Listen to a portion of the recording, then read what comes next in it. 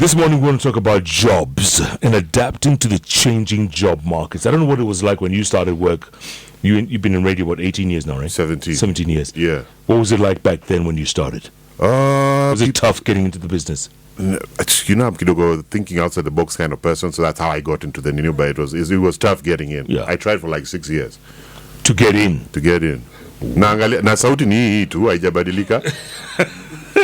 And it took you 6 years? It took me 6 years. No, Gen Z, as we know them, you think they have the patience to wait 6 years for a job like this? I don't think so. But you see nowadays we've got YouTube, we've got TikTok. We've got podcasts. In fact, there's some people who've got like bigger following in terms of doing their news than some media houses. Wow. And the guy can't express himself in plain straight English. But he's got numbers. He's got numbers. I've seen another guy doing something about homes. Yeah. And he's got views, but he's got the RIL in the middle of it. How is in the R? The RIL problems. So good for him, at least he's got work. Indeed. So this morning, let's talk to Coach Timothy Oriedo. He's a data scientist at Predictive Analytics Lab, talking about the job market, how it's changed, what these kids are looking for these days, and if there are jobs indeed. What is a data scientist at Predictive Analytics Lab? Data scientist is a professional who uses data to solve business and society problems. So what data scientist is a professional who uses data to solve business and society problems. So what is data? Data are pieces of information that have been collected over time, stored, and application of solving of the problems comes in when you apply mathematical algorithms to analyze the data and intuitively coming up with solutions that are going to help predict what the key outcomes of a particular problems are. I have no idea what you just said. So now, can you subtitle and then use simple English? Yes. Break it down. And action. Now, so in the context, for example, of this show we are having now, are you able to predict by the end of this show how many people will be participating by asking questions, or how many people will be listening to the show? Well, we are working with 6 million, but now 6 million. Plus minus. Yeah. So basically, how a data scientist will approach it will be to identify the problem. Will be to analyze the trends of listenership on the Hot 96 Bridge per show. Yeah. And what they'll do is they'll go to historical data that has been accumulated over time. Yeah. What are the sources of that data? So number one, you have your app. You check on the apps on the TuneIn, the website, the YouTube, and then the streams also from your broadcast channel. You collect that data over time, and then after you look at the trends, you look at the trends for the different days, and then you're able to apply a mathematical algorithm on top of it. So there's technology involved. There's also a business aspect involved. Yeah. So for example, you look at technology. We have different tools that we use to analyze the data. So for example, we have Excel, which computes numerical data, which is numbers. We have Python, which is a programming language that's actually also used to combine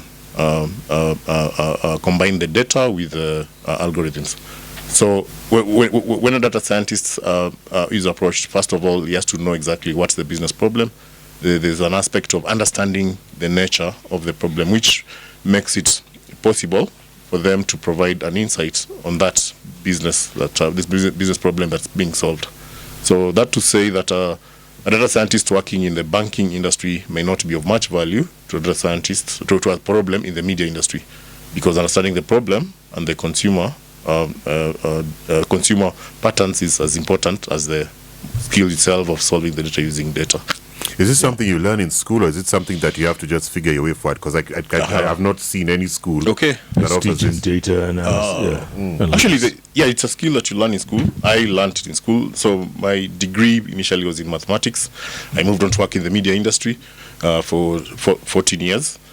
Transition now into data. It's a field that matured. So there's the industrial revolutions that have been occurring in the aspect of our environment. So we had the first, second, third. So I'll talk a little bit about the third. The third industrial revolution is when we started digitizing a lot of our infrastructure. We started having computers coming in. And you remember that time we were going to learn about Word, Excel, how to click a mouse, how to open a Word document. Parts of a computer. So that skill was actually taught in school. And we used to have huge folders. And actually, we even were writing it in our CVs that you're proficient in Word, Excel, and PowerPoint. So fast track now to the mid 2000s, when we had a lot of digitization happened, jobs had shifted. We had a lot of redundancies. We had, for example, my mom used to be a copy typist in the government, but now because she used to type for her boss, now the boss was typing for himself. Yeah, so now she's declared redundant because now there was no need for her services. That was third industrial revolution. Now that has advanced now to the fourth industrial revolution now because of a lot of data which has been collected. People have gone mobile fast. We are connectedness. We have a lot of digital infrastructure. So what does that mean?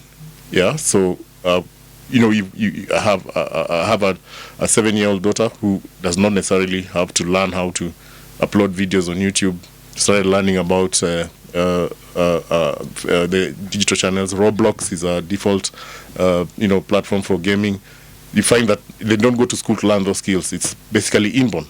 Okay, so when you look at that advancement, now it brings in the aspect of analysis.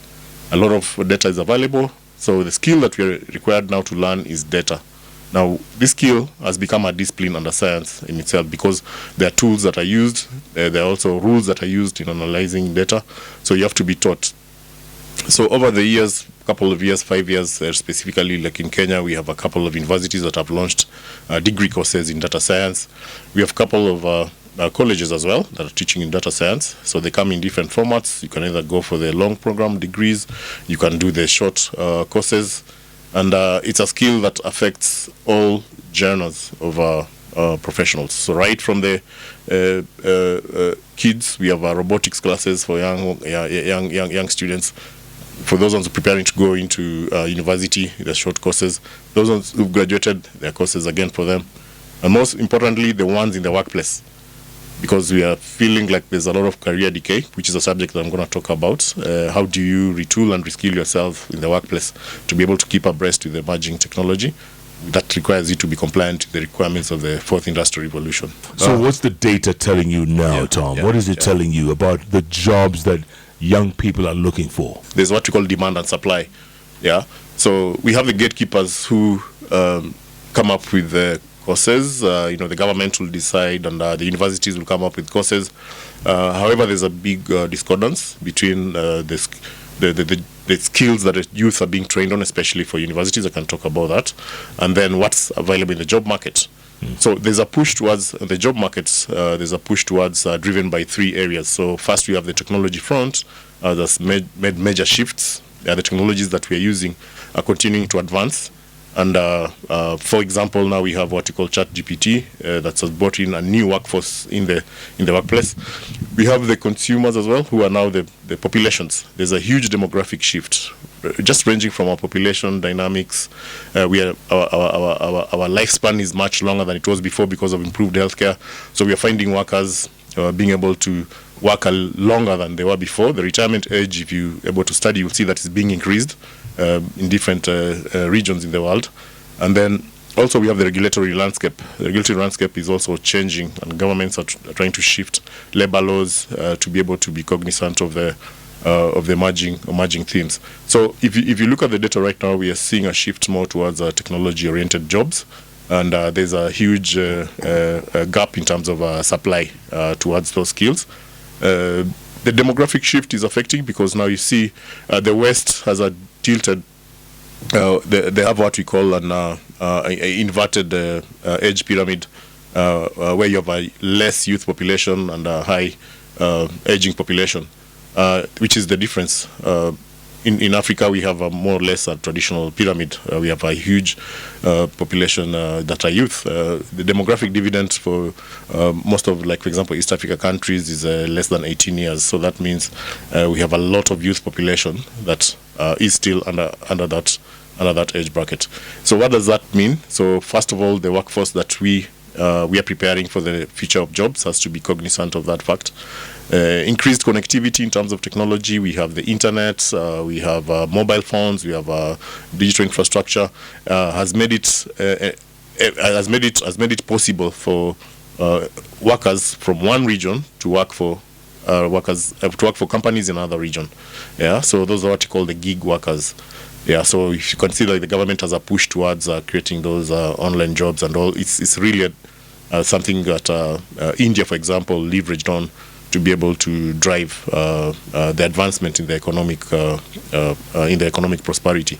Yeah. So if I may just take one example, for example, of these skills that are required.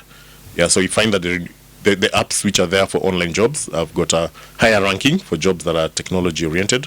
Yeah. So the beauty is we have a lot of our youth taking up those jobs on personal level, starting from writing jobs, and then tech jobs, then analytic jobs.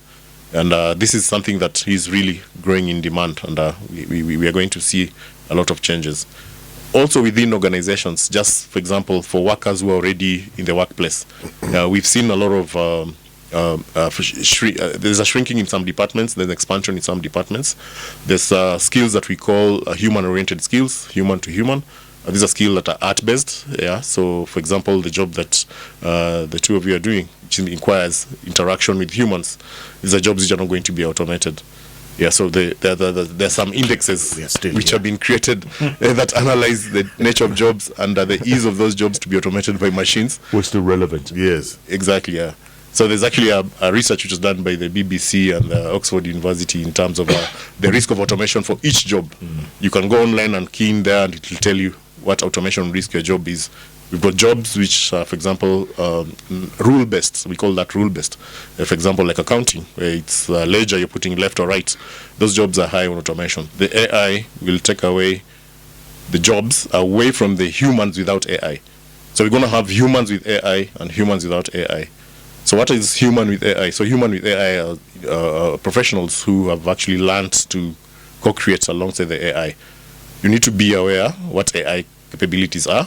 You need to co-create together with it. For example, learning what data science is and being able to interact with that chatbot. If you've gone to ChatGPT, you know it's the question that you ask is as good as the answer that you'll get. So you need to understand it, and also the nature of creativity in asking those jobs. Asking those questions has to be clear. So, if in terms of the decay, what we call now career decay, it's just the same scenario like I gave earlier for the third industrial revolution. So individuals who are not able to process documents in Word or use Excel were sort of left behind. Yeah, when the world was moving on to the next level. So now we are moving on to what we call the smart industry. Yeah, so individuals without skills to survive in that age and era will be left behind. So it's up to them to, and sort of we've had a revolution, and especially some of this revolution has been forced. Like for example, during COVID, you saw, for example, like we were required to do blended working. Meetings were online. So you can imagine someone without a laptop and someone without the skills, or even how to go into a Zoom call. You know, it requires that. So it's now being forced. That kind of change is forced on us. You will still be there, Jeff. I can hear your heart beating, but I can assure you, you will be here. So that is my assurance. Thank you, Nicholas. I appreciate that. Yeah, so you look at the Gen Z and the current workplace, the way it's constituted. So one of the things is that they will not work long in a workplace the way we used to do. Yeah. Oh, that thing will stay in 33 years. 9 to 5. Permanent. 33 years. No, permanent and pensionable. All right. They don't gonna have that.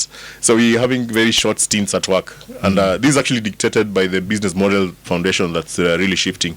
And then maybe you just allow me to talk about the 4 types of workers that we have currently at the workplace. Yeah. So as a particular organization has 4 types of workers. So we have what we call the built workers. So these are workers who work on a day-to-day, full-time. They're built actually by additional skills added to them whenever the time comes for a change. There's borrowed workers. So the borrowed workers are the workers who now work on gigs. Yeah, so contractors, for example, come in, do a short stint, deliver certain, maybe it's a website they want to develop in and out. Yeah, and then now we have the bot workers. Bot is BOT.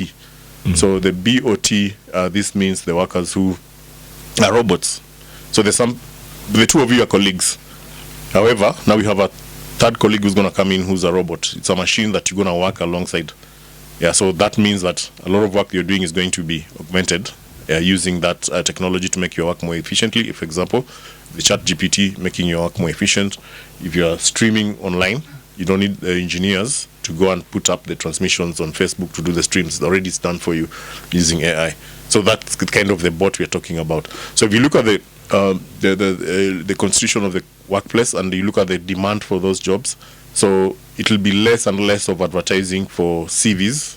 So you find the traditional way of advertising where you're requiring guys to come and place their CVs, apply for a job, the security of tenure for the jobs, saying that, nowadays it's mostly contracts.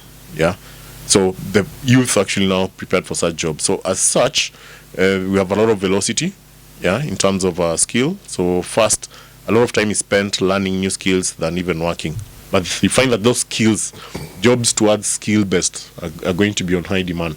So just about to encourage custodians and parents and those ones with a sphere of influence towards young demographics who are looking to go to the job space, to encourage them to go more towards jobs oriented to skills, than knowledge.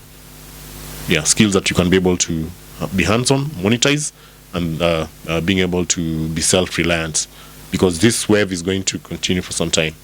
And the more and more of this that happens, the more frustration that will start kicking in, and that may bring in some a bit of chaos. And also the government is doing all it can by trying to open up these hubs across the country for these online jobs. A high proportion number of graduates right now, they may are doing online jobs, and they'll not even go to the traditional workforce. They'll be okay continuing with those online jobs.